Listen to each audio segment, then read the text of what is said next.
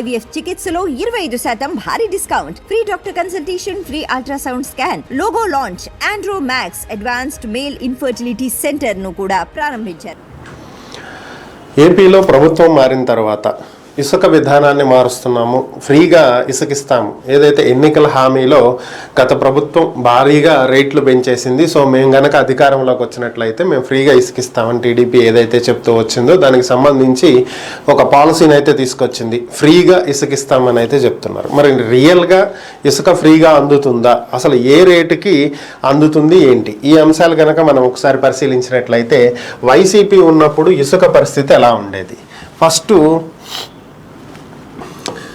Seigniorage charges అని చెప్పి 375 రూపాయలు వీళ్ళు వసూలు చేసేవాళ్ళు.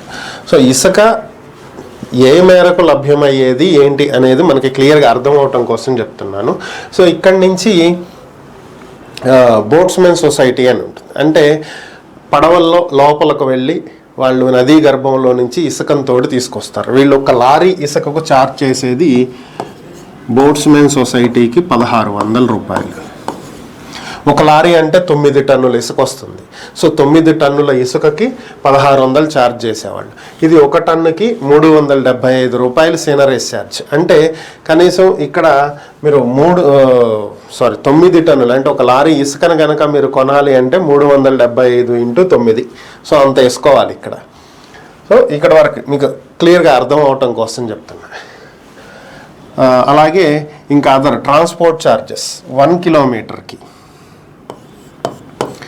1 కిలోమీటర్ పర్ 1 టన్. ఒక టన్ను ఇసుక 1 కిలోమీటర్ ట్రాన్స్పోర్ట్కి 4 రూపాయలు 90 పైసలు ఛార్జ్ చేసేవాళ్ళు. సో అంటే 9 టన్నులు ఛార్జ్ చేయాలంటే దాదాపు 45 రూపాయలు అనుకోండి. సో ఇది అప్పుడున్నటువంటి ఛార్జెస్. సో ఇక్కడ మనం 1 టన్ను ఇసుక చేరటానికి ఎంత పడుతుంది అనేది రఫ్గా లెక్కేద్దాం. ఇది 9 టన్నులకు కదా, మనం దీన్ని కూడా 1 టన్నుకి చేసేద్దాం. అప్పుడు మనకి క్లారిటీ వస్తుంది. సో 1 టన్నుకు వచ్చి 177 రూపాయలు. సో 1 టన్ను ఇంటికి చేరే వరకు ఎంత అమౌంట్ పడుతుంది అంటే 375 177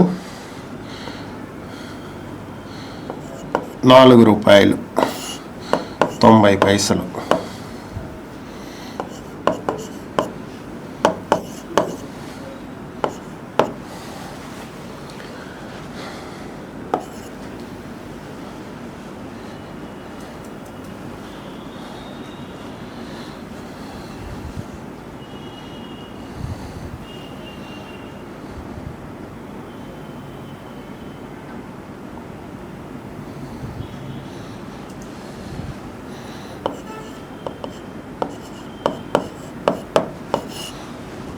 ఒక టన్నుకు వచ్చి 550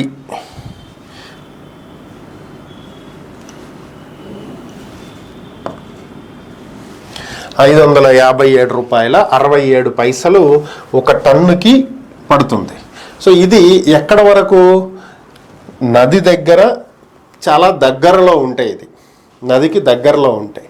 సో ఇది ఏదైతే స్టాక్ పాయింట్లు ఉంటాయో అక్కడికి. సో ఒకవేళ స్టాక్ పాయింట్ దూరంగా ఉన్నా, ఇల్లు దూరంగా ఉన్నా, ఇది మనం 1 కిలోమీటర్కి లెక్కేసింది. నది దగ్గర నుంచి 1 కిలోమీటర్ డిస్టెన్స్లో ఉంటే ఈ కాస్ట్. ఇప్పుడు మనకి 9 టన్నుల ఇసుక కావాలి అంటే ఒక లారీ ఇసుక ఇంటికి చేరేటప్పటికి వైసీపీ హయాంలో ఎంత పడేది అనేది గనక మనం లెక్కేసినట్లయితే ఇది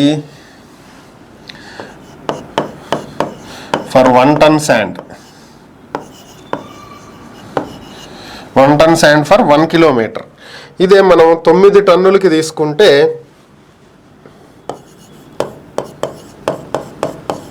9 టన్స్ ఆర్ 1 ట్రక్. 1 ట్రక్కి 375 కాదు కదా. సో 9కి లెక్క వేయాలి కదా మనం. సో 3375 రూపాయలు మనకి సీనరైజ్ ఛార్జ్ పడుతుంది. ప్లస్ 1600 రూపాయలు బోట్స్మెన్ సొసైటీకి అవుతుంది. ఇప్పుడు ఇల్లు 10 కిలోమీటర్ల డిస్టెన్స్ ఉంది అనుకుందాం. ఓకే, 10 కిలోమీటర్ల డిస్టెన్స్కి పడేటువంటి అమౌంట్ ఎంత? 1 టన్నుకి వచ్చి 49 రూపాయలు. మనకి 9 టన్నులకు వచ్చేటప్పటికి 441. సో ఇప్పుడు మనకి ఎంత ఖర్చు వస్తుంది అనేది ఇక్కడ చూద్దాం.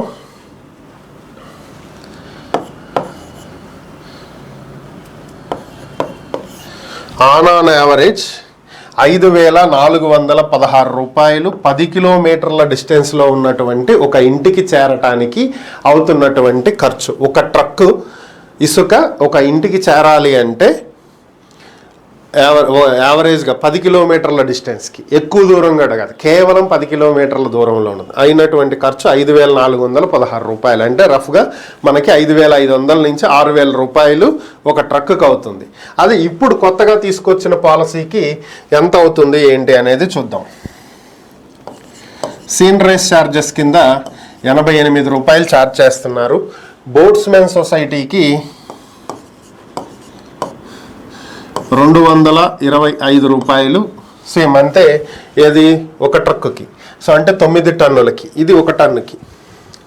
అలాగే transport charge per 1 kilometre per 1 టన్,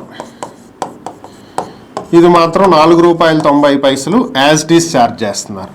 ఇప్పుడు దీని ప్రకారం మనం ఎంత ఖర్చు వస్తుంది, 1 టన్నుకి ఎంత వస్తుంది, 9 టన్నులకి ఎంత వస్తుంది అనేది చెక్ చేద్దాం. అంటే 1 ట్రక్, ఇక్కడ 1 టన్,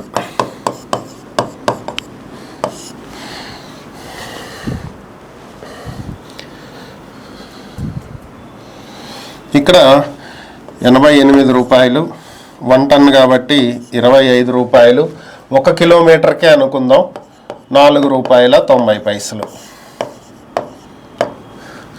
సో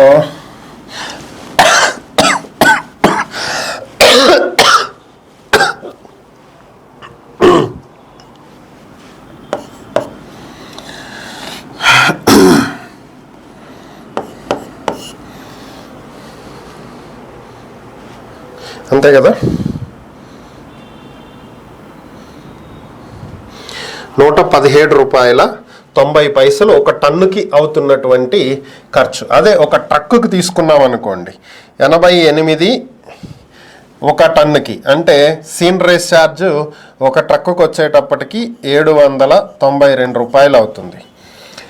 ఇదే 225 రూపాయలు యాజ్ ఇట్ ఈజ్ అవుతుంది. ఇది 10 కిలోమీటర్లకి లెక్కేసుకుందాం.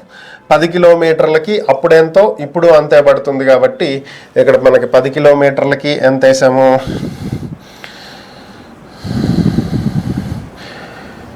9 టన్నులు ఇంటూ 441. సో ఇప్పుడు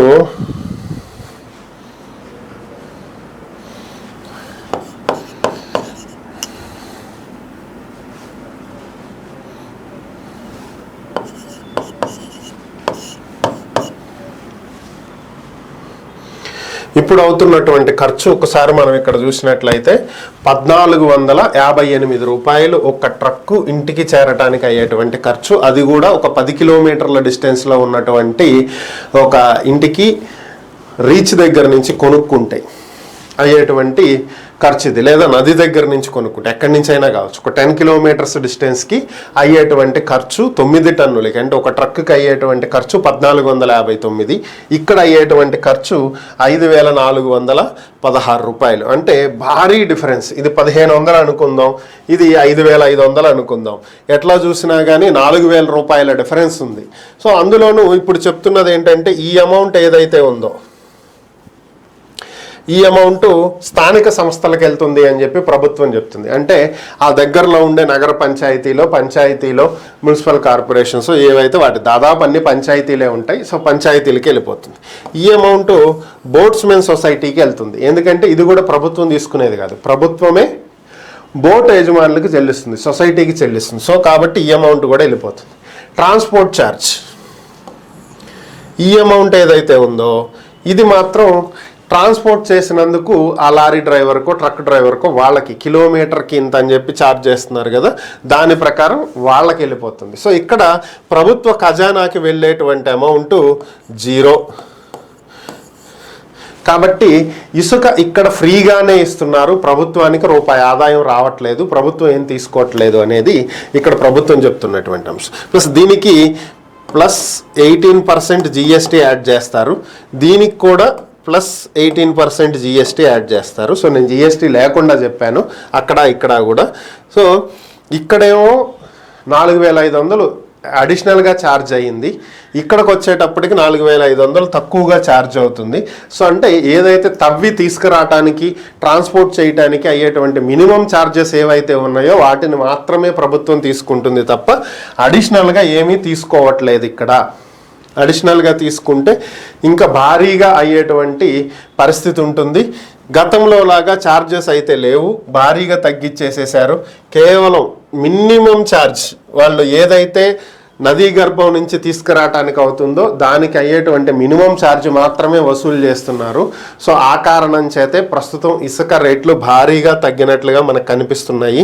చాలా తక్కువ రేటుకి ఇస్తున్నారు, ఫ్రీగా ఇస్తున్నామని ఎందుకు చాలామంది మాట్లాడుతూ ఉన్నారు. ఫ్రీ అని చెప్తున్నారు, మరి 88 రూపాయలు ఏంటి, ఇవన్నీ ఏంటి, డబ్బులు వసూలు చేస్తున్నారు కదా.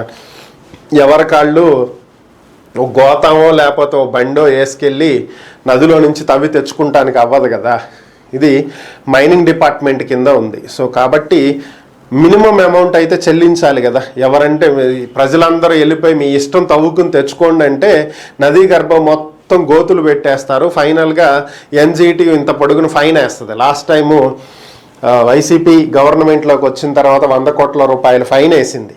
సో అలాగే మళ్ళీ ఇంకోసారి పడుతుంది ఫైన్. సో అవన్నీ ఎవరు కట్టాలి? సో కాబట్టి ప్రభుత్వమే ఎంత మేరకు తవ్వచ్చు అనేదానికి కొన్ని లెక్కలు ఉంటాయి, వాటి ప్రకారమే తవ్వి తీసుకొస్తుంది ఇసుకని. అలాగే ఎక్కువగా వరద వచ్చినప్పుడు నదిలో నుంచి ఇసుక తీసుకురాలేరు కాబట్టి వర్షాకాలం సమీపించడం ఏంటి వచ్చేసింది కూడా. సో ఇప్పటికే సమ్మర్లోనే చాలా వరకు ఇసుకను తీసుకొచ్చి రీచ్ల్లో స్టోర్ చేసేశారు. 43 లక్షల మెట్రిక్ టన్నులు ఉన్నాయి. ప్రస్తుతం ప్రభుత్వ లెక్కల ప్రకారం 88 లక్షల మెట్రిక్ టన్నుల ఇసుక అవసరం అవుతుంది అనేది అంచనా. సో ఇంకా 40 లక్షల షార్టేజ్ ఉంది. సో దాన్ని కూడా ఏర్పాటు చేసేటువంటి ప్రయత్నం చేస్తున్నారు. సో ప్రభుత్వం చెప్పిన దాని ప్రకారం అయితే ఇసుక ఫ్రీగా అందుతుంది, ప్రజెంట్ అందరికీ కూడా అందుబాటులో ఉంది అనేది ప్రస్తుతం మనకి దీని ద్వారా అర్థమవుతున్నటువంటి పరిస్థితి.